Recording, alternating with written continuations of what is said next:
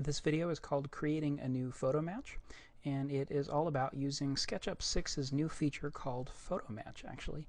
The name of the feature is changing to Match Photo, or Create a Matched Photo, or whatever you want to call it. But basically, it's the same thing. First step you do, first of all, backing up, the idea of this feature is to be able to use a photograph that you've taken and create a model from it, sort of like what you do with the texture tweaker, but actually in a much cooler way. Or you can also take a model that you've made and then place it sort of in a photograph of the site that you'd have. I'm only going to cover the first part in this video because they're sort of complex enough, so I'm going to kind of get to the second one if I can. But for this video I'm going to talk about importing a picture as a photo match picture, and then kind of setting everything up to start building from it. Okay, so let's do that. First of all, I'm going to maybe, actually in this case, you know what I'm going to do is leave Bryce in this one, because I actually think he's useful for doing photo matches. Okay, I'm going to go up to the camera menu, and I'm going to choose New Photo Match right here. And once I do that, it's going to let me kind of look around on my hard drive.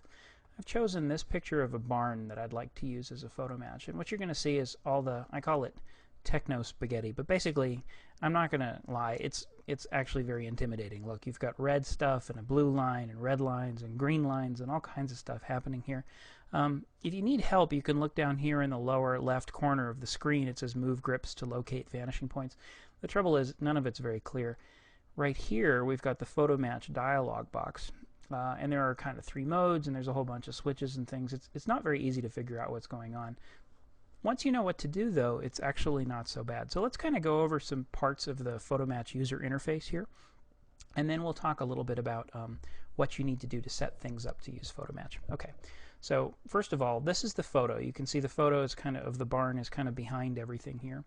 All of these colored lines and dots and things are basically for matching the perspective of your camera, let's say, in SketchUp to the camera that was used to take the picture that you're using in Photo Match. So when we're done with all of this process, we're going to be standing in SketchUp in the same spot that the photographer, in this case me, was standing when he, in this case, took the picture of the barn that we're looking at right here. Okay?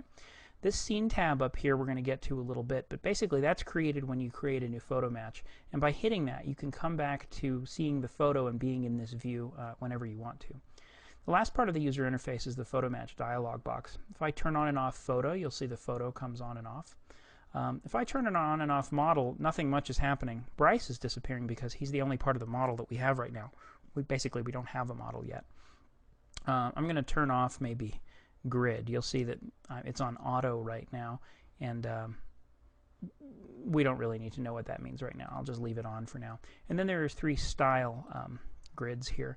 Basically, use this one on the far left if you're doing an inside scene. So if you're trying to use Photo Match to build the inside of a room that you've taken a photo of, choose this one. This one is if you're kind of above and outside something, like if you were building a coffee table, or I think the example is a pool table in the book. This one that we're going to use is kind of the default, and it's basically kind of the architecture one. I've taken a picture, I'm standing outside the thing that I want to build with Photo Match, and that's kind of the one that I want to choose. It's called Outside. It's on the far right on the Photo Match dialog box. And then I'm not going to worry about these planes right now. It doesn't really interest me. What I'm going to do is just minimize the Photo Match dialog box. Now let's dive in here. Okay. What we've got is a bunch of stuff actually that we don't need, but let's just use the stuff we do need right now. These grips here, these 2 green bars, are called the vanishing point bars. And what I need to do is line them up by, watch, I'm going to click and drag, and then I'm going to zoom. I'm going to zoom very liberally here. I'm going to zoom all the time so that I can see exactly what I'm doing. So let's kind of grab this guy and line that up just like this. I'm trying to be as precise as I can, but also go quickly. There's that line. So you notice how in the photograph there's this edge of the barn's roof. What I've done is I've matched this green bar to that edge. Okay. Now, I need another edge that's parallel to that edge, and it looks like this edge of the barn's roof is actually also parallel. So let's just match up one of these green lines exactly to this edge. And again, I'm going to zoom so I can see a little bit more of what I'm doing. Just like that. And let's kind of put it right here. That's good. Okay.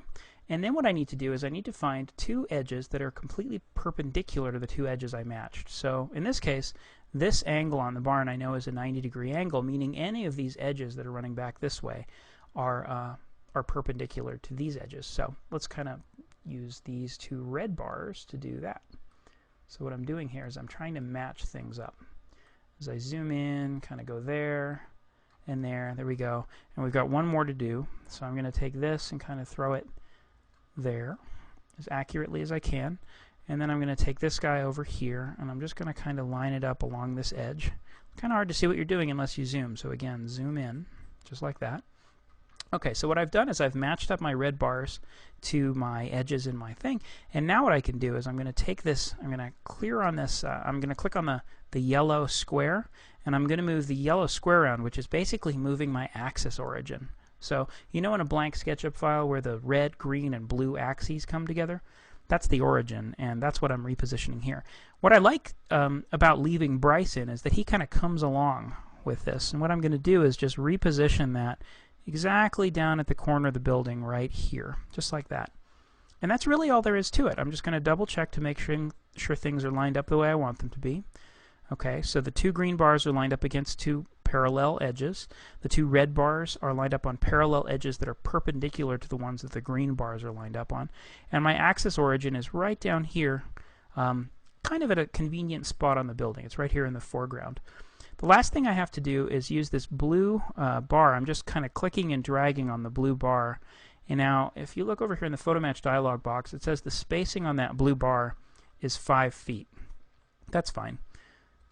If I knew that this barn was, I don't know, 25 feet high, something like that, I would just make sure I'm going to kind of eyeball it so that those green lines, I have about 5 of them to the top of the barn. But again, it really doesn't matter to do this right now. So I'm just going to say, okay, that's about right.